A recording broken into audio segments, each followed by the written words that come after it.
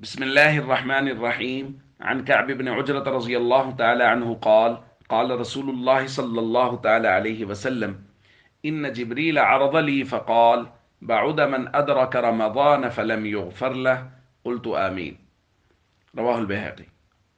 نبی کریم صلی اللہ علیہ وسلم نے ارشاد فرمایا، جبریل میرے سامنے آئے اور انہوں نے کہا اللہ کی رحمت سے دور ہو جائے وہ شخص جو رمضان کا مہینہ پائے اور اپنی بخشش نہ کروا سکے۔ تو میں نے کہا آمین۔ دوستو، یہ الفاظ ایک بڑی روایت کا حصہ ہیں اور وہ معروف روایت ہے جس میں نبی کریم صلی اللہ علیہ وسلم نے ممبر کی تینوں سیڑھیوں پر قدم رکھتے ہوئے آمین فرمایا۔ تو جب حضور نیچے تشریف لائے تو صحابہ نے عرض کیا، یا رسول اللہ لقد سمعنا منک اليوم شیئا ما كنا نسمع، آج آپ سے ایسی چیز سنی جو آج سے پہلے کبھی نہیں سنی، یعنی پہلے کبھی اس طرح آمین نہیں فرمایا۔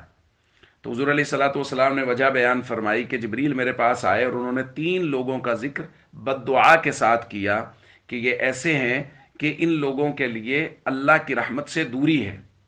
سب سے پہلا تو وہ شخص جو رمضان کا مہینہ پائے اور اپنی بخشش نہ کروا سکے، کہ رمضان میں بخشش کروانا اس قدر آسان ہے کہ تھوڑی سی محنت اور کوشش سے بھی اللہ رب العزت بخشش کے فیصلے فرما دیتے ہیں۔ اور دوسرا وہ شخص بعد من ذکرت عنده فلم یصلی علیک، کہ دوسرا وہ شخص جس کے پاس نبی کریم صلی اللہ علیہ وسلم کا ذکر ہو اور وہ آپ پر درود نہ پڑے، وہ بھی اللہ کی رحمت سے دور ہو جائے۔ اور تیسرا بعد من ادرک ابویہ الکبر، اور وہ شخص جو اپنے والدین کو بڑھاپے کی حالت میں پائے، دونوں کو یا ان میں سے کوئی کسی ایک کو، اور وہ ان کی خدمت کر کے جنت حاصل نہ کر سکے، وہ بھی اللہ کی رحمت سے دور ہو جائے۔ تو یہ تین لوگوں کا ذکر ہے۔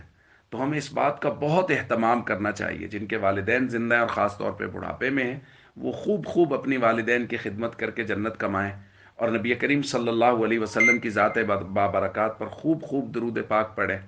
اور رمضان المبارک کی قدر کریں، پوری اہمیت کے ساتھ اعمال کی باقاعدگی کے ساتھ رمضان المبارک کو گزاریں۔